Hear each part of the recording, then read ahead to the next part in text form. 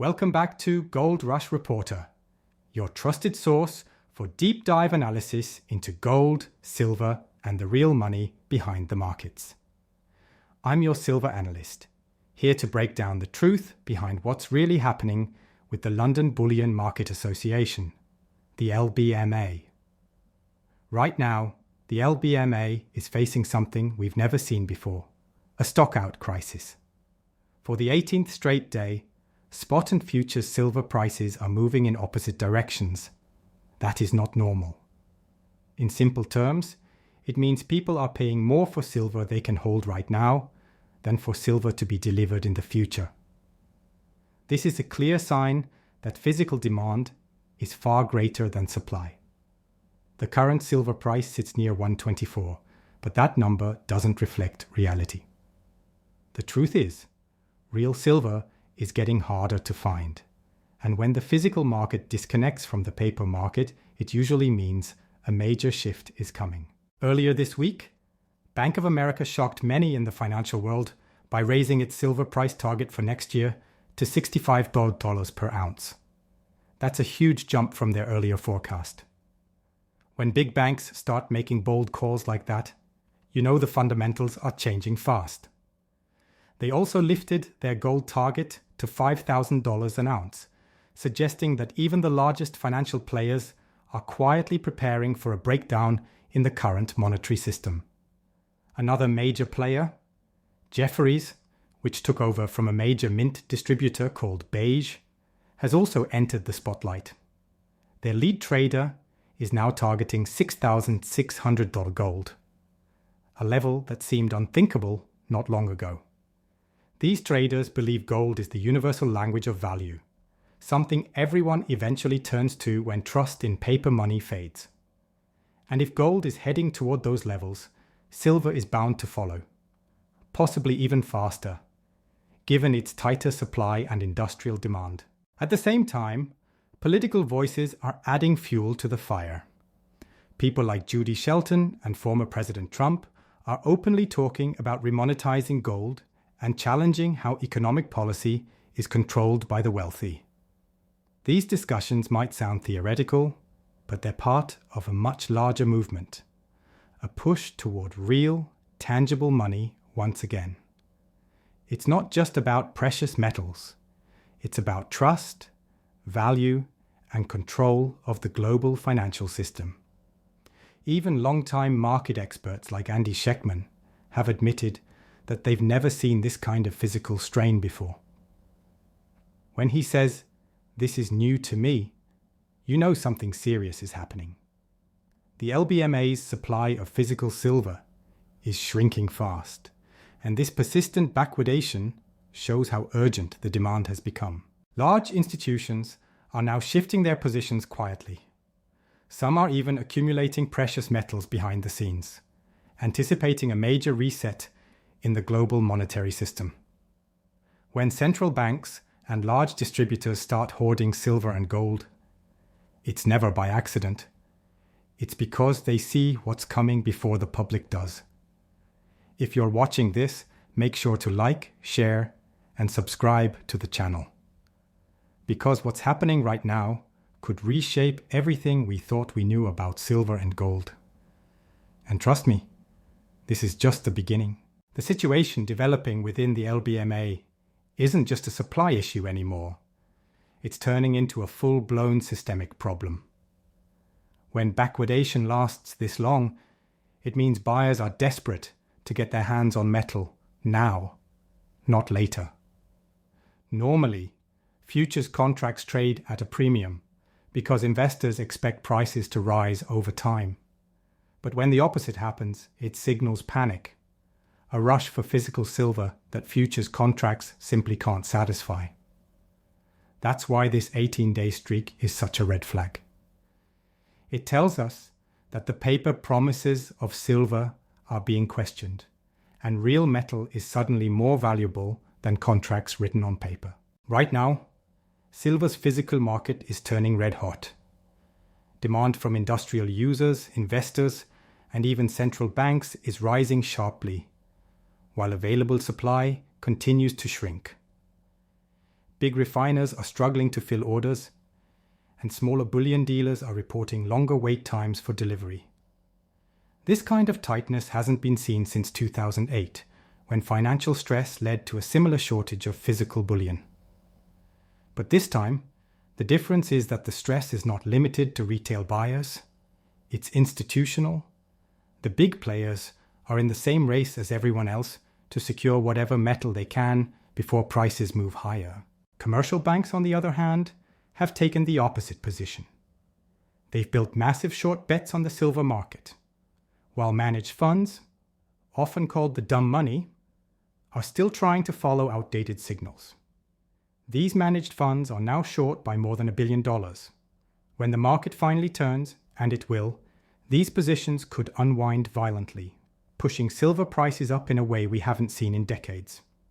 It's one of those setups where the so-called smart money thinks it's in control until the tide changes and forces them to cover at any cost.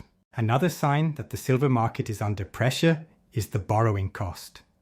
The LBMA lease rate has spiked to nearly 39%, and borrowing SLV shares has jumped to around 19% annually. Those are numbers that point to one thing: stress. In a healthy market, borrowing silver or silver-related assets is cheap. When costs rise like this, it's a sign of scarcity and risk. In other words, it's expensive to stay short because there's simply not enough metal to back the positions. Meanwhile, investors are paying premiums to get silver coins and bars in hand. That's because confidence in paper-based silver is fading fast. People no longer want promises. They want the real thing. And when a market reaches that point, it's often too late for latecomers to react. The premiums we are seeing today are like warning lights on a dashboard, clear signs of overheating. What's more fascinating is how quickly big institutions have shifted their tone. Just a few months ago, mainstream analysts dismissed the idea of silver going beyond $30. Now, major banks like Bank of America and Morgan Stanley are openly predicting double or even triple those levels within the next year. The narrative is changing fast. And history tells us that when this kind of sentiment shift happens, physical silver tends to lead the way. In my view, we're entering a phase where silver is no longer just a commodity. It's becoming a form of financial insurance. People are realizing that in an uncertain world of debt, inflation, and collapsing confidence, tangible assets like silver offer real protection. That's why I believe this week could be a pivotal one for the silver market. Whether the price explodes now or in a few weeks, the groundwork has already been laid. The pressure is building, and once it releases, it will move fast and surprise almost everyone. As the tension builds within the precious metals market, one thing has become clear. The system is under strain, and big money knows it. We're watching the early stages of a shift that could redefine how the world values silver and gold. The disconnect between paper and physical assets is widening, and every indicator suggests that the LBMA is at the heart of it. Physical silver inventories are shrinking rapidly, and backwardation has stretched into its third week. That kind of persistence doesn't happen in a stable market. It happens when there's genuine fear of not being able to deliver the metal that's been promised. When you look deeper, the pressure on the LBMA isn't just about silver. It's a symptom of a much bigger issue: the declining trust in fiat currency and traditional banking systems. Institutions like Jefferies, Morgan Stanley, and Bank of America aren't raising gold and silver price forecasts because of hype. They're doing it because they see a structural shift happening underneath the surface. Jefferies traders are calling for $6,600 gold, and Bank of America expects silver to hit $65. These aren't random guesses. These are cautious statements from institutions that are watching liquidity drain from the system and trying to position themselves before the storm. At the same time, political conversations are starting to echo those in the financial markets. Figures like Judy Shelton and Donald Trump are openly talking about bringing gold back into the monetary system, a conversation that hasn't been taken seriously in decades. Their message is simple. Those who control real money, tangible assets, will control the future of economic policy. This kind of talk would have been dismissed as fantasy just a few years ago. But today, with central banks hoarding gold, governments drowning in debt, and currencies losing value, it's starting to sound more like a return to reality. Many investors are beginning to understand what this means. They're realizing that silver is more than just a metal used in electronics or solar panels. It's a form of financial protection. When confidence in government bonds and paper currencies fades, silver becomes a safe haven, one that's undervalued and historically overlooked. What's happening now isn't just a temporary shortage. It's a structural awakening to silver's true role in a changing world economy. One of the most striking developments is the behavior of institutional investors. Historically, they've been told to hold a small portion of gold, maybe 2 or 3% of their portfolios, as a hedge. But now, those same voices are calling for allocations of 20% or even 25%. Morgan Stanley, for instance, has shifted its classic 60-40 portfolio model, 60% stocks, 40% bonds, into a new structure. 60% stocks, 20% bonds, and 20% gold. That's a massive admission that traditional assets no longer provide stability.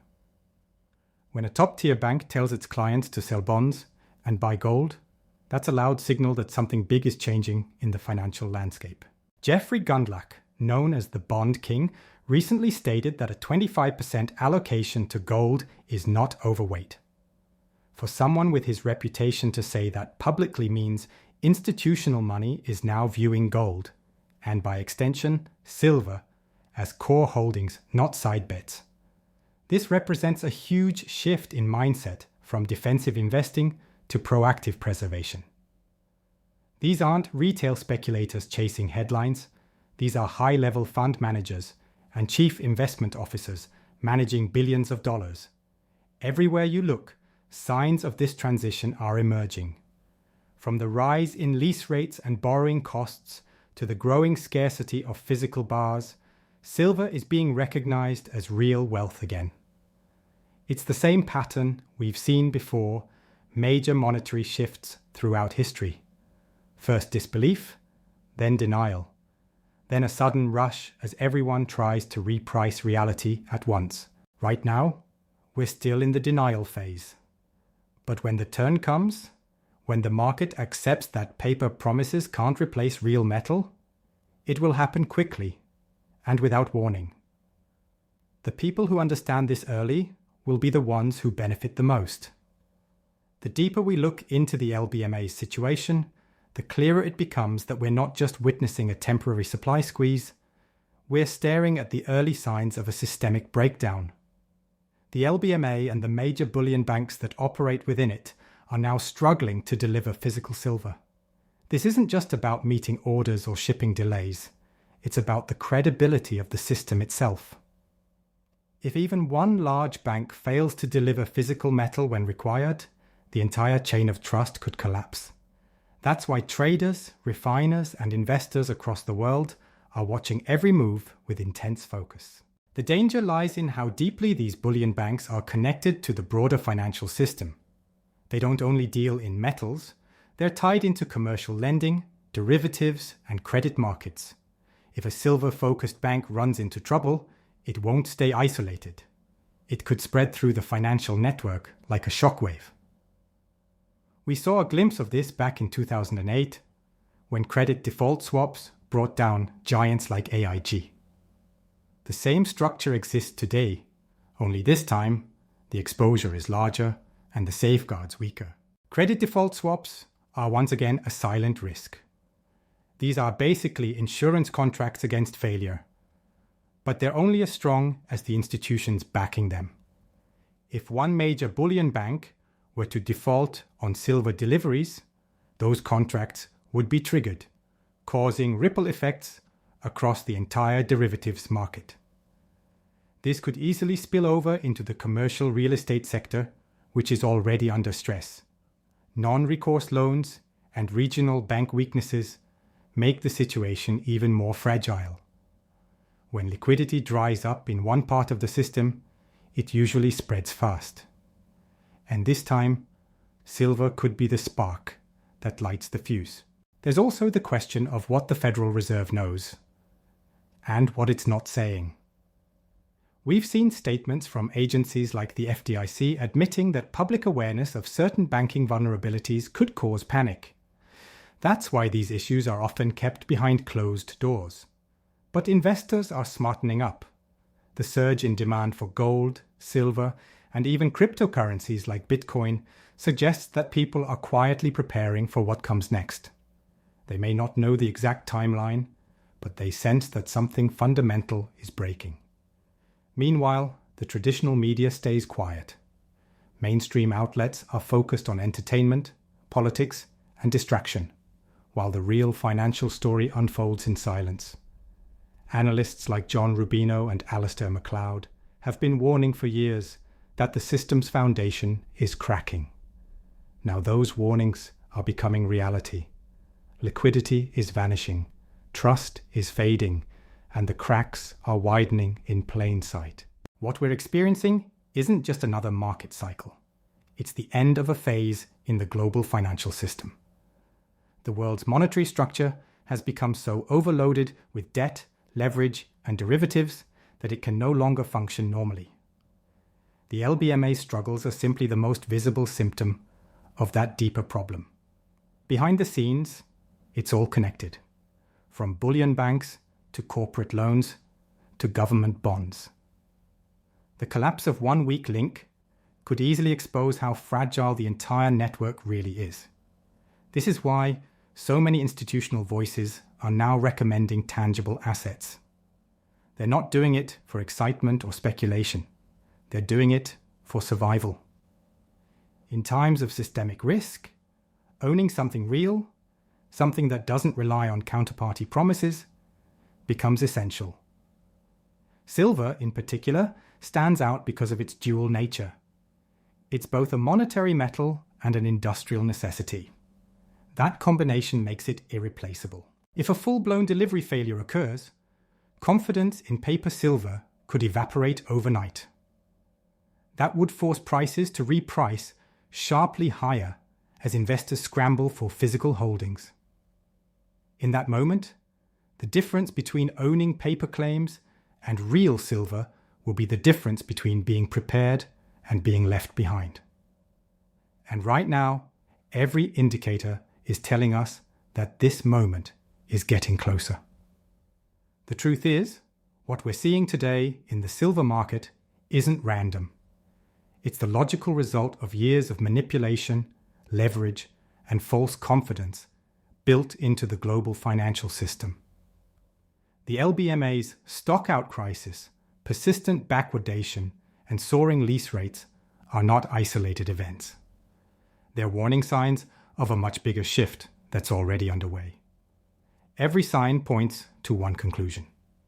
Physical silver is becoming the ultimate test of financial truth. Speculators, institutions, and even governments are quietly repositioning.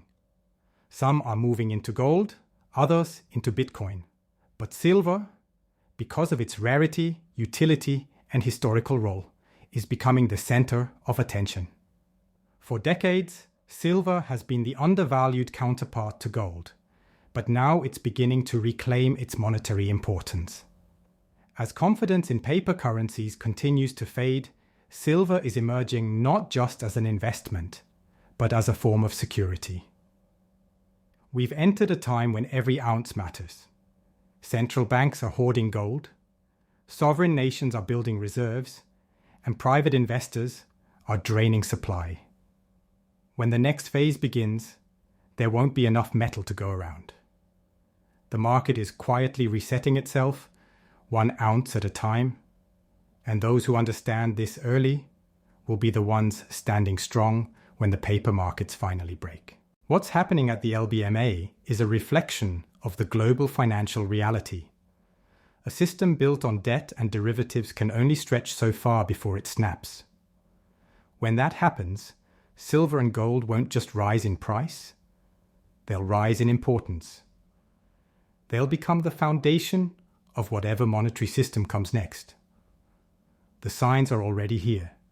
Institutional buyers increasing allocations, banks raising forecasts, and investors choosing physical over paper. These aren't coincidences. They're part of a historic realignment that's taking place right before our eyes. If there's one takeaway from all of this, it's that the world is quietly waking up to real value again. We're moving back toward assets that can't be printed, diluted, or defaulted on. Silver represents honesty in a dishonest system, and that's why it's so powerful. Whether it's $25 or $65 an ounce, what matters most is ownership, not speculation. Because in the end, possession of real silver will speak louder than any chart or prediction. So as we move forward, stay informed, stay alert, and most importantly, stay grounded in what's real. Thanks for watching Gold Rush Reporter. If you found this analysis helpful, make sure to like, share, and subscribe. Your support helps us continue bringing the truth about silver, gold, and the unfolding monetary reset to light. This is your silver analyst signing off. Until next time, keep stacking, stay sharp, and remember, real wealth is real metal.